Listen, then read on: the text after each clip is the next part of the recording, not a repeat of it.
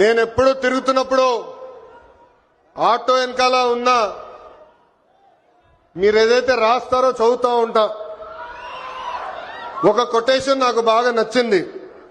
ఆ కొటేషన్ ఏంటంటే, వర్షం ఎలా పడుతుందని పిల్లలు అడిగినప్పుడు దేవుడు కురిపిస్తున్నారని చెప్పొద్దు, మనం ఒక్క మొక్క నాటితే ఒక్క నీటి బట్టు వర్షం ద్వారా వస్తుందని ఒక ఆటో డ్రైవర్ పెట్టుకున్నారు.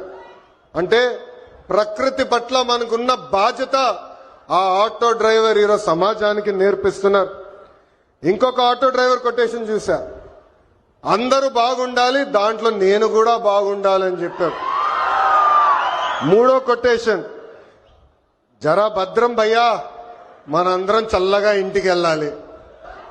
అంటే స్పీడ్ గా నడపద్దు, ర్యాష్ గా నడపద్దని ఆ ఆటో డ్రైవర్ చెప్పే పరిస్థితి. ఈ కొటేషన్లన్నీ మీకు ఎందుకు చెప్తున్నానంటే, మా ఆటో డ్రైవర్ల మనసు పెద్ద మనసు. ఎవరన్నా బ్యాగ్ మర్చిపోతే తిరిగి వాళ్ళకి అందిస్తారు, ఎవరన్నా పొరపాటున సెల్ ఫోన్ మర్చిపోతే వాళ్ళ ఇంటికి చేర్చుతారు.